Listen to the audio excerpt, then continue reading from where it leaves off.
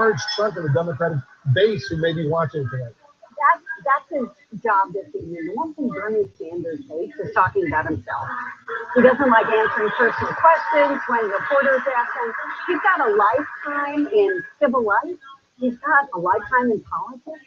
He needs to share a little bit more of who he is with Democratic voters and also let them know why somebody who is a Democratic socialist can actually be elected president of the United States. He has to look presidential and lift the veil a little bit on who he is.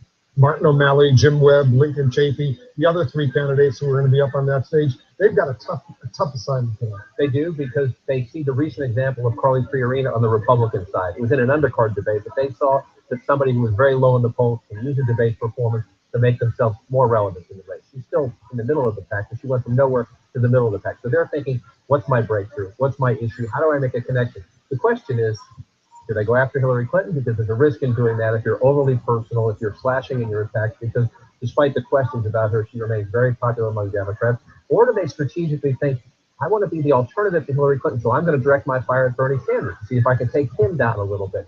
They need a breakthrough to be relevant in the race. How they get there is risky because they start from a very low position. I assume all five of these candidates at some point, either directly, indirectly, will refer to the Republican presidential frontrunner, Donald Trump. That's right, and we've seen that already. He said that he's going to be live tweeting. I think he said, even though it's going to be a hugely boring debate, that he's going to be live tweeting.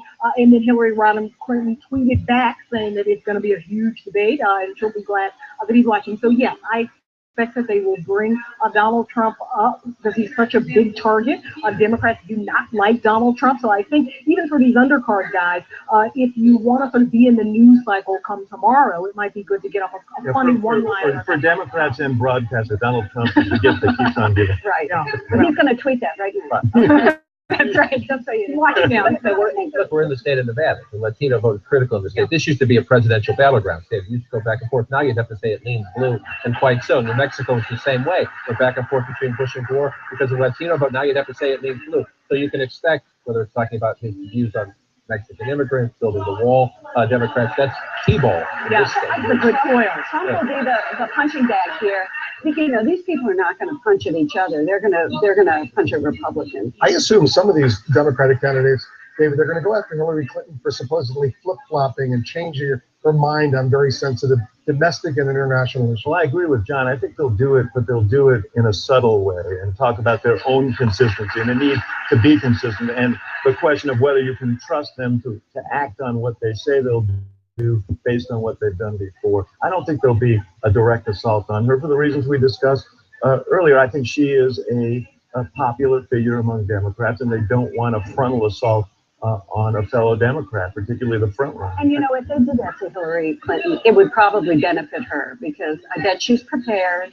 I bet she has ready answers for every attack she would get if she got attacked.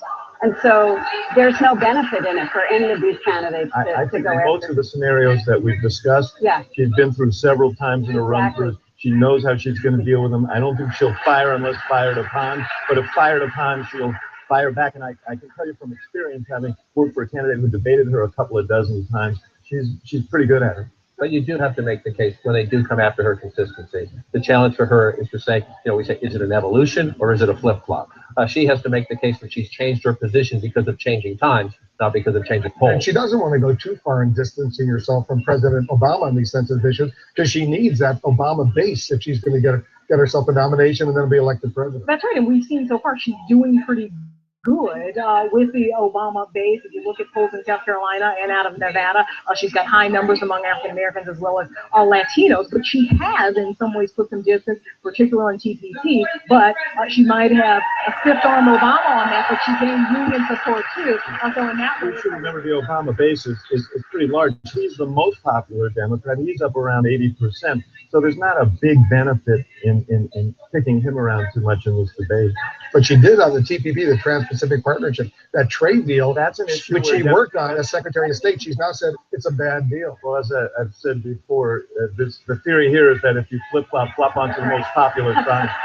All right, guys, President Obama, as you know, he's at the White House tonight. We are told he will probably watch part, if not all, of tonight's Democratic presidential debate, which begins in just a few minutes. from now. We're here at the Wynn Hotel in Las Vegas. You know what I want to do? I want to go to Congresswoman Debbie Wasserman Schultz. She's chair of the Democratic National Committee.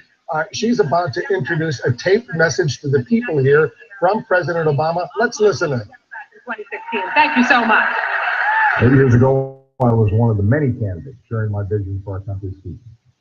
After a hard-fought primary, we came together and built a historic grassroots campaign to bring change to America. Together, we enacted historic Wall Street reform to protect consumers and prevent another crisis. Together, we've changed the way we use energy and the way our schools prepare our kids for the future. Together, we reformed our healthcare system, and another 16 million Americans now know the peace of mind of health insurance. Together, we've stood up for justice and equality, and the freedom to marry is now open to all. So we're going to have to fight just as hard in this election as we did in the last two. No matter who's on the ballot next November, that's the choice we're going to face, and that's why I'm still fired up and I'm still ready to go. I'm not just asking you to work as hard for our party as you did back in 2008 or 2012. I'm asking you to work even harder, knock on even more doors, talk to even more of your friends, get even more than you thought you could get. If we do that, then I know that Democrats won't just win the White House and Congress and elections all the way down the ticket. We'll keep building on the extraordinary progress of the past several years, and we'll leave our kids in America that's better than ever. Thanks, everybody. Again, that was a tape message from President Obama to the folks here at the Wynn Hotel getting ready for this debate. It was interesting, watching closely, John, that little videotape. I did see the vice president a couple of times in that videotape. I don't know if that was accidental. It was deliberate. Sending a message, not sending a message. That's the only appearance the vice president's going to make in this whole time. I will say this, when you talk to a lot of these Democrats here from different campaigns, they love the vice president, a great deal of respect for the vice president. They wanted to give him a lot of latitude for when he would make his decision because of the personal issues, the family issues he's gone through. But even people here who like him, and some people even want him to run, I think he needs to make this decision. They're getting tired of waiting. A very powerful draft Biden ad has been running consistently on CNN. Everyone is looking at that. So he is sort of looming over this debate. But you want to talk to a potential candidate linked to Barack Obama, it's Joe Biden, much more than Hillary Clinton ever would be. You agree with there is potential, though. He has to decide if he wants to run. Right. And I do think time is running out. I think people's patience are being tested here. Who's patient? Well, I think people in this, perhaps people in the news media who are beginning to get tired of the wait. I think there are filing deadlines, and I think that's going to determine when he decides. All right, Gloria, everyone stand by. David Axelrod, Nia Malika Henderson, John King, and Gloria Borger. Thanks to all of you. It's time to wrap it up. For now, the Democratic presidential debate, moderated by Anderson Cooper, begins right after a very short break. The Democratic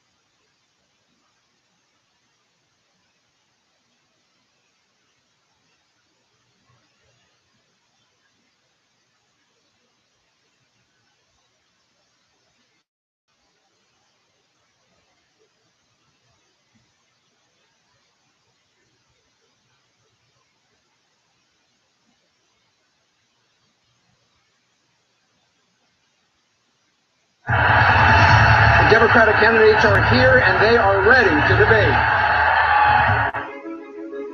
In the heart of Las Vegas right now, a marquee event, a high-stakes clash of campaign rivals who have never gone head-to-head before.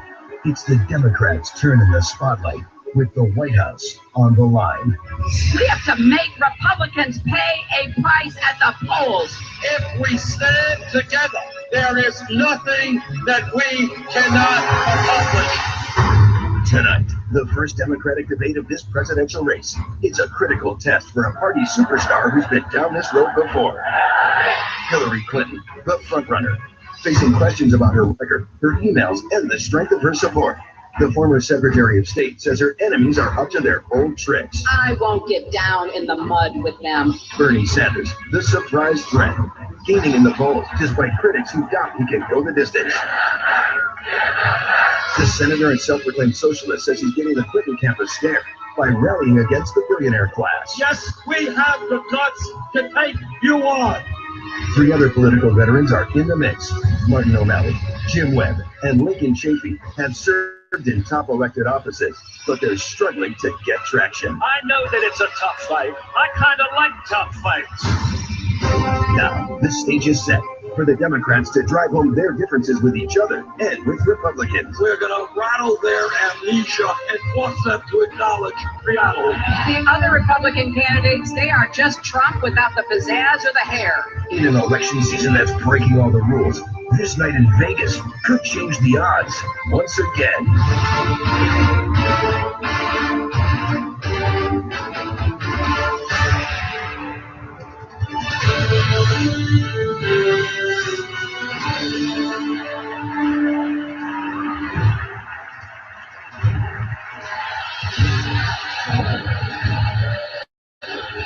Hey, good evening, everyone. We are live at the Wynn Resort in Las Vegas for the CNN Facebook Democratic Presidential Debate. Welcome.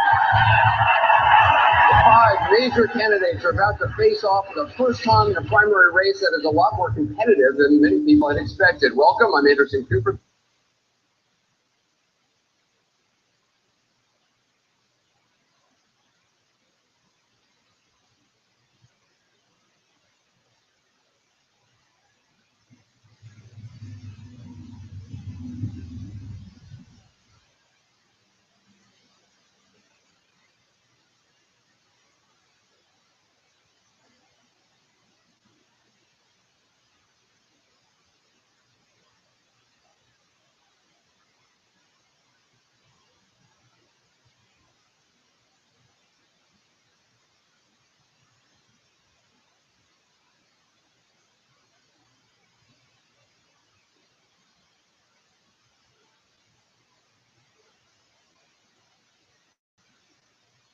They are just Trump without the pizzazz or the hair. In an election season that's breaking all the rules, this night in Vegas could change the odds once again.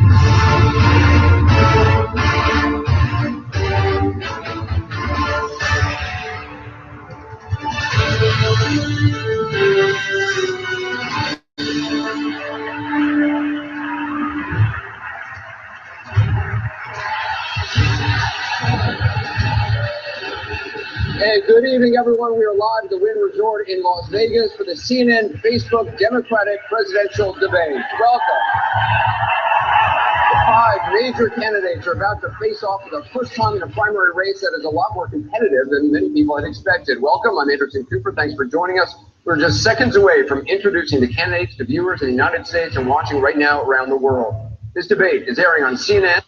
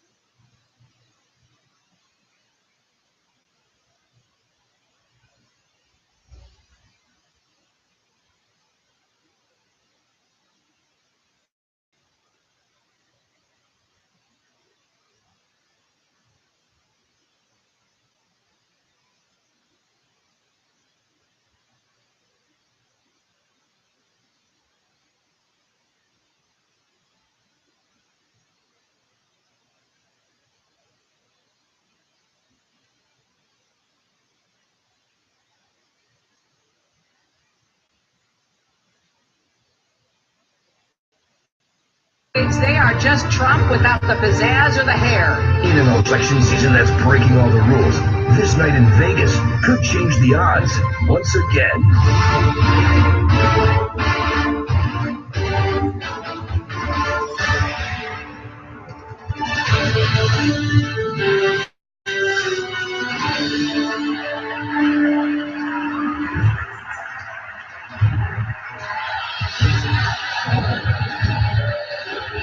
Hey, good evening, everyone. We are live at the Wynn Resort in Las Vegas for the CNN Facebook Democratic presidential debate. Welcome. The 5 major candidates are about to face off for the first time in a primary race that is a lot more competitive than many people had expected. Welcome. I'm Anderson Cooper. Thanks for joining us. We're just seconds away from introducing the candidates to viewers in the United States and watching right now around the world. This debate is airing on CNN.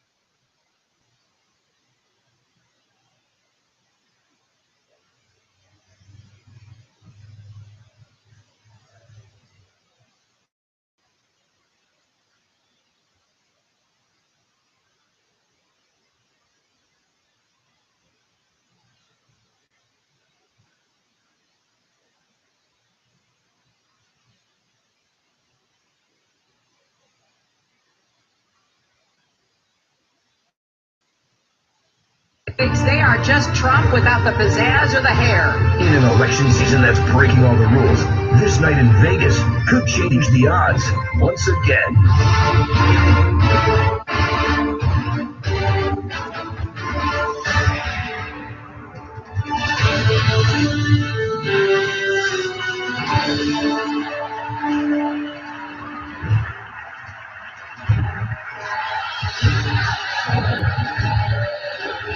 Hey, good evening, everyone. We are live at the Wynn Resort in Las Vegas for the CNN Facebook Democratic presidential debate. Welcome. The 5 major candidates are about to face off for the first time in a primary race that is a lot more competitive than many people had expected. Welcome. I'm Anderson Cooper. Thanks for joining us. We're just seconds away from introducing the candidates to viewers in the United States and watching right now around the world. This debate is airing on CNN.